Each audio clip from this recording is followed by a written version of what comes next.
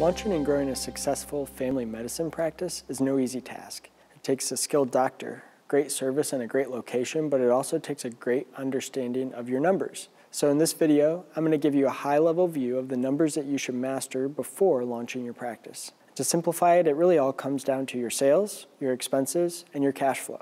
And as you'll see, there's a whole bunch of levers that we can push or pull to try to impact these numbers. But before we jump into those details, so much of this really depends on your business model. And I think there are at least 4 different models of a family medicine practice. So there's a health network that could employ the doctors. There's doctors that may be affiliated but not employed by the health network. There's independent doctors that are not affiliated at all with a specific health network. And then there's private pay only doctors, are at least 4 different examples of models that you could have. And there are probably many more combinations or variations of these models that are possible. But for the sake of this video, I'm going to assume that you are a physician that bills to insurance and receives a percentage of your fees billed to the insurance company reimbursed. Now, if you have a different model and you'd like to chat about that, please don't hesitate to reach out at support@ProjectionHub.com, and we'd love to help you with your unique situation. So let's start with sales. The 3 key drivers of your sales at a new family medicine office are really advertising cost to acquire a new patient, retention of those patients, and then the average annual spend per patient. Now let me dive in a bit more in each of these areas. First, the primary way you're going to attract new patients is likely through advertising. According to HubSpot, the average cost to acquire a new patient lead is between $26 and $50 in the healthcare industry. Now, you need to assume that you're only going to convert some percentage of those leads into actual customers or patients. So let's say your average cost per lead is $33, and you convert 1 out of 3 leads into patients. So your cost to acquire a patient is $100. Now, in order to develop your sales projections, you're likely going to start with an advertising budget. Now, let's say you start with a $5,000 per month ad budget. Now, at $100 per patient, that's going to help you acquire 50 new patients. Now, you don't want to pay $100 to acquire a patient that is never going to come back, right? So it's vitally important that you also retain those new patients and turn them into loyal repeat patients. Now, as a startup family medicine practice, your goal is really to acquire enough new patients to reach your target number of patients as fast as possible. There's a lot of data out there about how many patients one primary care physician can handle, but I typically go with 1,500 active patients. Some sources say that you should have 1,000 or less, and then in reality, some people say that they have 2,500 or more. So we're just going to assume 1,500 as your target capacity. Now, your capacity may be different based on your facility, the needs of your patients, etc. But you should aim to determine your ideal number of patients and then reach that level as fast as possible. Once you model your number of active patients each month, you'll want to estimate how much revenue each patient is going to represent.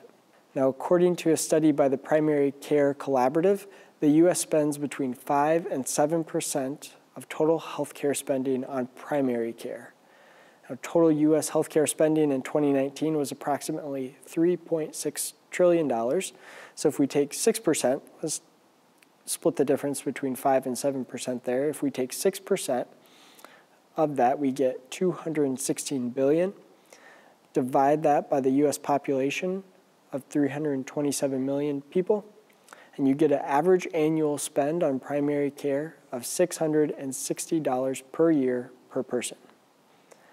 So, as a general rule, you can take your number of active patients times $660 divided by 12, and that's going to give you your monthly revenue per active patient.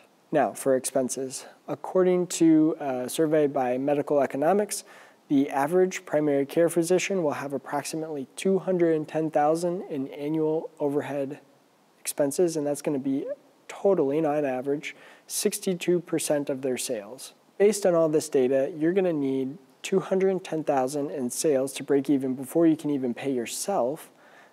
Now, to determine how much the typical PCP generates in sales, we can take $210,000 divided by 62, and we come up with $338,000 in sales on average, which leaves a profit of $128,000 for the practice. That would include wages to the physician.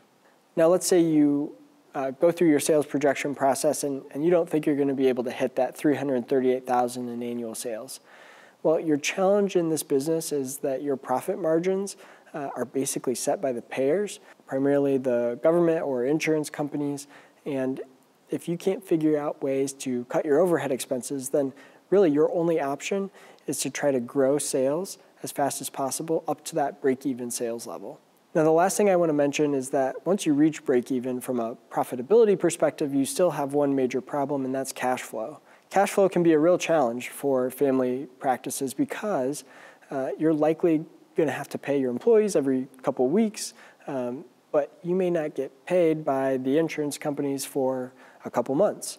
In theory, you should be able to kind of get on this regular payment cycle with them, but if you do anything wrong when you submit billings and they get rejected, you could be set back for additional delays, all the while you're needing to continue to pay your employees, your rent, your utilities, etc.